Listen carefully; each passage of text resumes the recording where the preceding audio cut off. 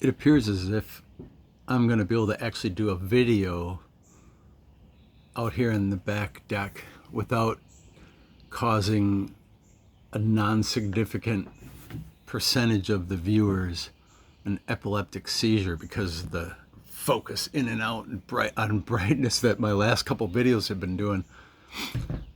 I thought about it today, actually the last couple days.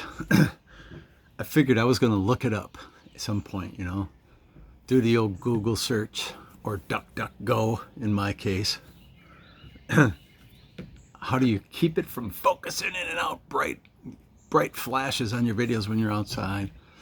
And I'm not a photog at all. So most of the time when I take photos with my digital camera, I just use the auto settings.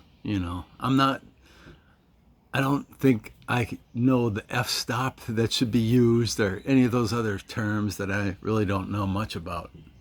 Took a year of photography class, but black and white stuff, and so I know a few of the terms, but not something that I'm really good at. And I'm sure there's plenty of people that would look at this and just think it's the silliest thing in the world that I just discovered, that I can keep the focus on like the shade. I guess that I see the little lock. I'm able to focus on that. So even if I move over here, it's using, I guess, the overall brightness, or maybe it's using the color settings that I hit when it starts. And so it's always going to be focused on that, to where you're not going to get the shift like I have seen and noticed in the last couple videos that I did out here on the deck. I guess all of them that I've done on the deck until this one. So I've solved my flashing problem, which is kind of cool, because I I don't want it to. It's not like I need a studio to make these little rants, but I also don't want to have this. It's very annoying to watch. So anyway, I got it all figured out now. I was talking to a friend of mine today on the phone. We were talking about these little videos that I'm making out here and whatever, and made me think of this PayPal video that I made. If you go to my channel and look at the videos, it's a couple months ago I made this this video pretending that I was hacking my own PayPal account and making, just putting money in there at will. And 4.5 minutes into the video, I finally said, obviously this isn't real. But up until that point, I made it look like I was teaching people how to do it, right?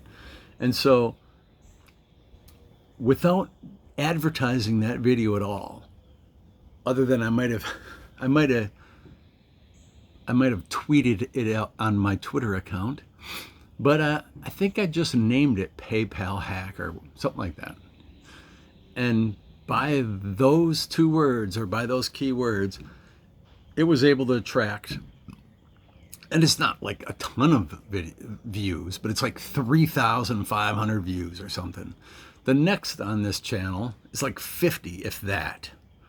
And so I'm thinking, how hilarious is that? The one video that I kind of just made as a kind of like a joke in a way, it gets all these views, and people are leaving comments for these websites that are it's like, think of all the scammers that are out there on the internet.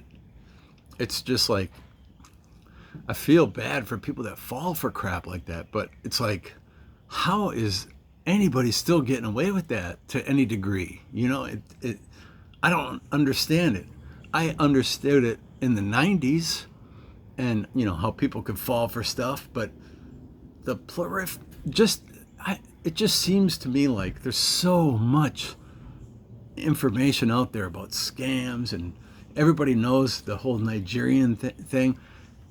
So how people are still falling for scams, I have no idea how that's happening. But anyway, I made that video and I thought, this is pretty incredible that people are actually believing a video where it looks like I put $50,000 in my PayPal account. And then I say, I would never do that though. couple hundred here or there. Got to know what you can get away with. And people are asking me, sending me private messages, how do I get my secret key? You know, it's like, man, I should have said I can give it to you, but it's going to cost you. See, but I would never do something like that because I'm just so ethical. You know what I mean?